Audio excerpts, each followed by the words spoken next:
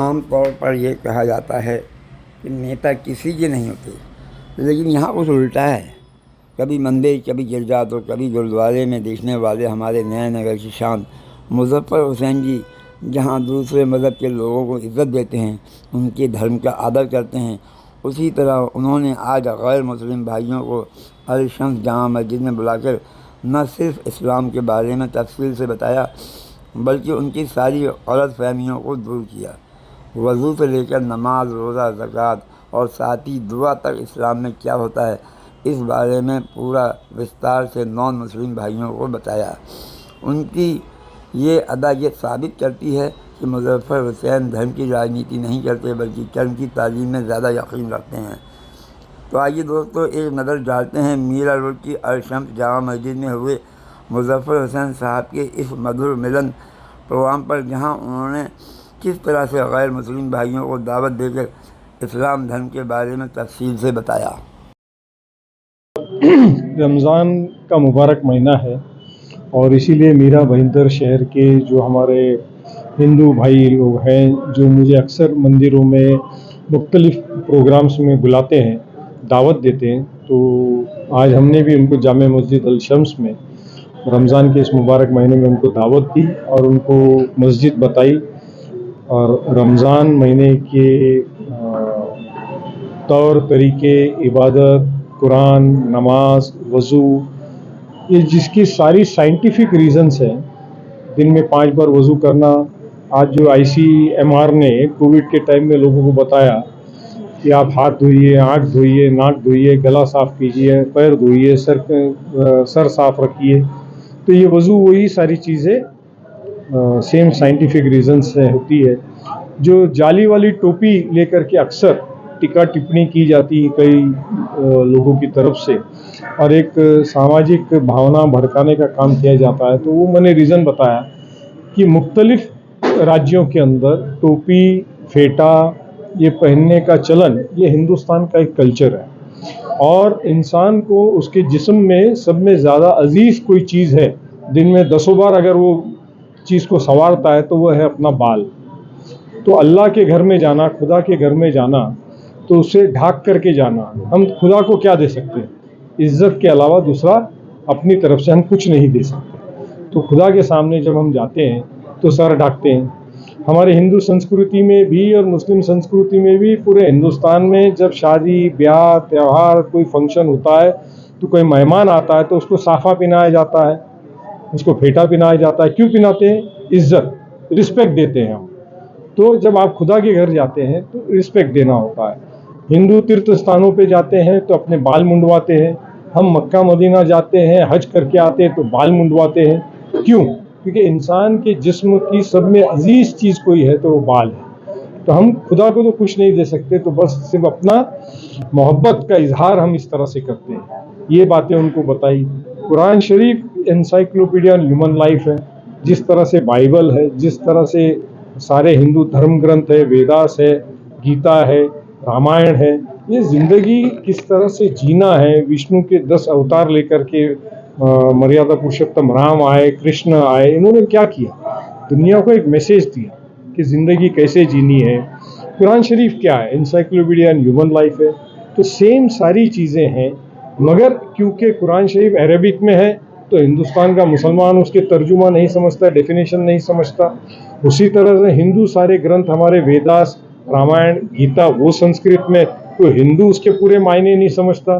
तो दोनों समाज उसे पोपट की तरह रट्टा मारते हैं और ऐसा उनको लगता है कि अगर इस्लामिक कोई अजान हो रही है तो वो गलत हो रहा है, मुसलमान को लगता है मंदिर के घंटे बज रहे हैं, श्लोक पढ़े जा रहे हैं, वो गलत हो रहा है। जबकि ये सारा मेडिटेशन है। दुनिया कब से बनी है इंसान को पता नहीं।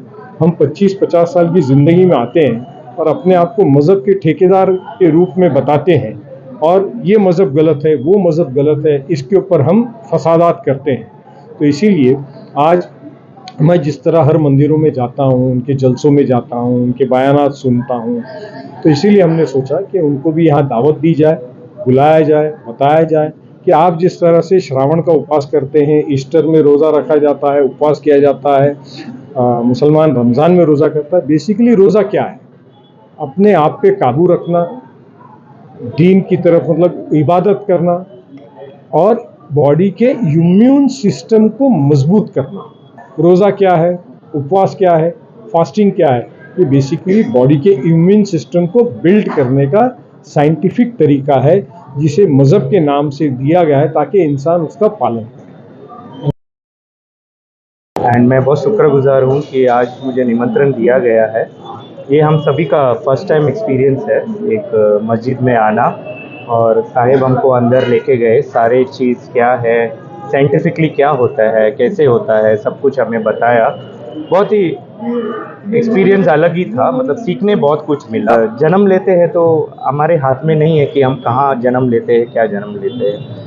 जहाँ भी हमने हिंदू धर्म में जन्म लिया है तो हम भगवान को मानते हैं, तो वैसे ही होता है। सब धर्मों को रेस्पेक्ट देना चाहिए, अपना अपना जगह, मतलब जो भी है इंसान अच्छा हो। एंड मुजफ्फर सर जो है, बहुत साल से हमने देखा है उनका प्रोग्रेस और उनका ग्रोथ और उनका जो काम किया हुआ है, जो मीरा रोड में स्टार्ट से जो काम किया हुआ है। मैं ऐसा नहीं बोलता हूँ कि बाकी लोग ने काम नहीं किया, सबने बहुत सारा काम किया है, मगर मुजफ्फर भाई जो काम किए हैं यहाँ पे, ट्रेमेंडस ग्रोथ, मीरा रोड का जो प्रोग्रेस हुआ है मेजरली, वो मुजफ्फर साहिब की वजह से हुआ है। So we are very thankful to him.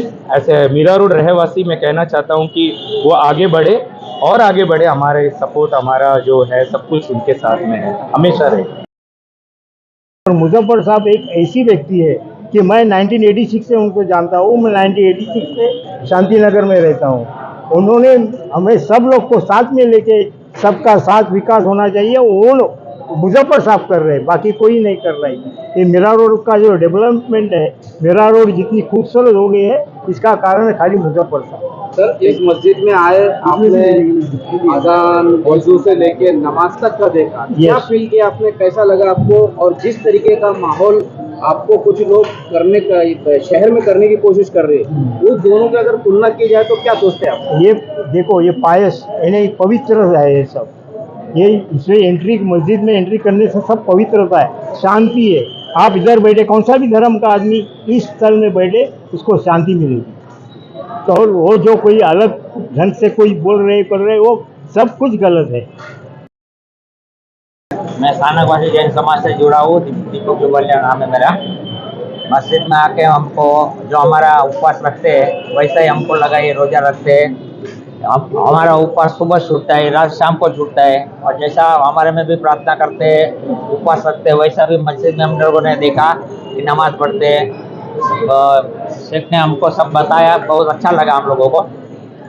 और साहब का जो एक विज़न है कि सर्वधर्म संभव मीरा भाईंदर के लिए, उसकी हम तारीफ करते हैं। और हम हर बार कभी भी हमारा फंक्शन रहता है तो साहब को बुलाते हैं, और हमको भी अच्छा लगता है, उसका मार्गदर्शन हमको भी अच्छा मिलता है। मेरा नाम भरत भाई मावानी है। मैं जैन स्थानकवासी गुजराती संघ शांतिनगर मीरा रोड से सेक्रेटरी के रूप में वहाँ काम कर रहा हूँ। और really I am very much thankful and grateful to Shri Muzaffar Hussain Sahab. पहली बार मुझे इस तरह मस्जिद में इनवाइट करके बहुत ही अच्छा मौका दिया है अपने इस्लाम धर्म को समझाने के लिए। रियली पहले हम लोग तो बुरा मत मानिए, बहुत से ऐसी गलत प्रथाएं हमारे मन में रहती थी, पर अब मैं जब यहाँ पे आया हूँ तो मुझे लग रहा है अल्लाह और ईश्वर एक ही है। फक्त हम लोग के रास्ते कुछ अलग अलग हम लोग को दिखाई देते हैं, पर मंजिल तो एक ही रहती है। और मुजफ्फर हुसैन साहब का ध्येय यही रहा है मीरा रोड में कि सर्वधर्म सम्मेलन। लास्ट 35 साल 40 साल में मीरा रोड में कुछ भी ऐसा गलत काम नहीं हुआ है जिससे किसी समाज को आहट या तकलीफ होए। कुछ ऐसे असाजमिक तत्व बाहर से कुछ ऐसे आते हैं और मीरा रोड का नाम खराब करने के लिए कोशिश करते हैं, पर मुजफ्फर हुसैन साहब और हमारे बहुत जैन या दूसरे धर्म के अनुयायी है, सब चाहते हैं कि यहाँ प्रेम भाव शांति बनी रहे। और मैं फिर वापस मुजफ्फर हुसैन से यही दरख्वास्त करता हूँ कि इसी तरह अपने प्रेम भावना और शांति का व्यवहार हम सब में जगाए रखने के लिए जो प्रयास करते हैं वो करते रहे, और हम लोग भी उसका साथ देते रहेंगे। खूब खूब धन्यवाद मुजफ्फर हुसैन साहब को, वापस धन्यवाद। मेरा नाम हरेश शाह है। मैं शांतिनगर जैन संघ का ट्रस्टी हूँ, सेक्टर 3 मीरा रोड। यहाँ आके हमको जो देखा कि जैसा मस्जिद में फर्स्ट टाइम ही आया हूँ, लेकिन देखा तो मंदिर और मस्जिद में मेरे को तो कुछ ज़्यादा डिफरेंस लगा नहीं है। लेकिन माहौल तो माहौल- बनाया जा रहा है कि बहुत बड़ा फर्क है और बहुत कुछ मस्जिद और मदरसे से होता है। ना, हमने तो वैसे भी मुजफ्फर सेठ से मेरा 35 साल का रिलेशन है। मैंने तो मेरठ में जब भी मुजफ्फर सेठ से बात हुआ है शांति रखने की बात हुई है, दूसरा कुछ मैंने तो ऐसा माहौल देखा भी नहीं है।